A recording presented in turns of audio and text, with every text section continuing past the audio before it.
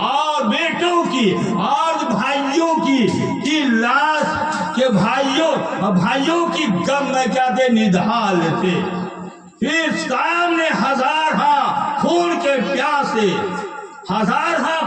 پیاسے خون خاروں کا لشکر سمندر کی طرح سے موت مار رہا ہے، مگر حسین ابن علی جن کے رگوں میں قطرے قطرے میں رسول خدا کا خون شامل ہے. لیکن حسین جو ہے یہ امام جو حسین رضی اللہ تعالیٰ عنہ صبر اور شکر اور تحمل کا اور اسلام کا پہاڑ بن کر ان کے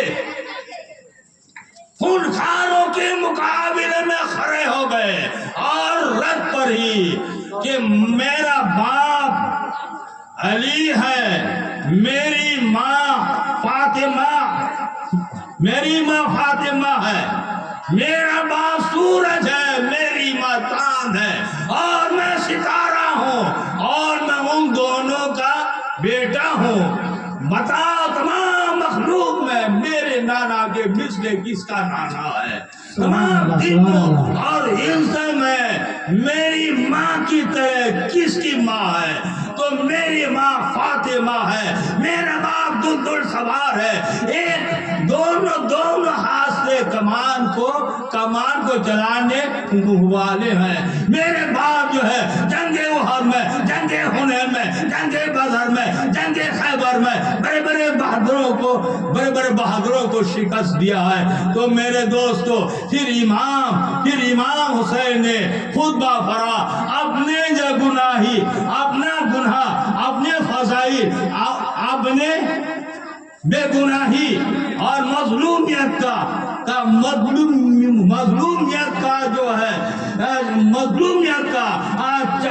سورج سے بھی زیادہ اشکارا کر دیا.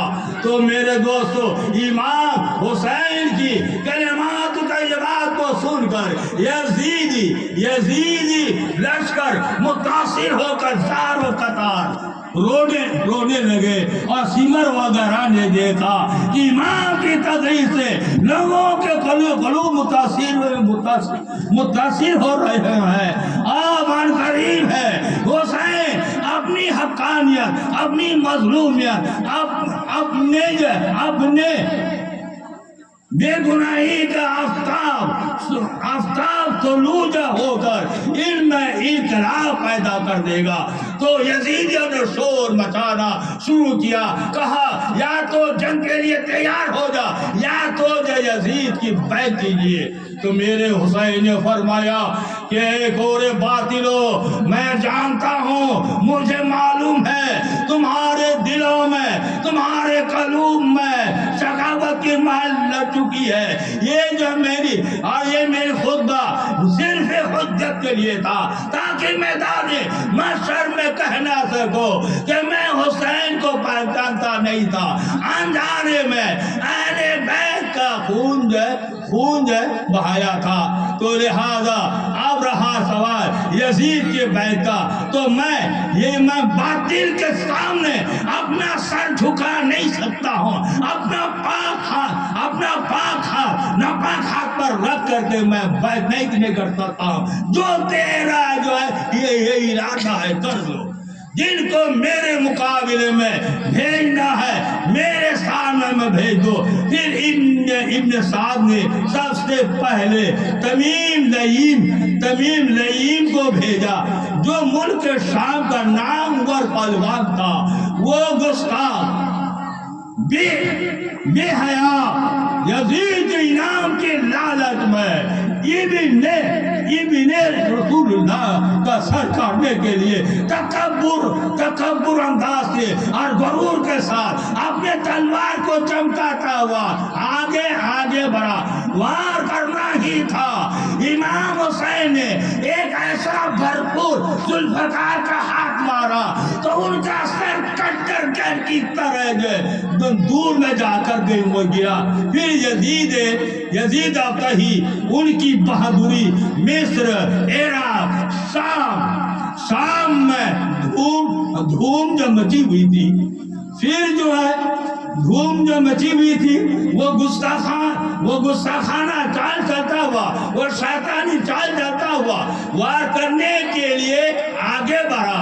अचानक वार कर दिया, अचानक तलवार चला दिया। मेरे हुसैन उनके वार से बचकर फिर ऐसा झुंझलाता हुआ भरपूर हाथ मारा।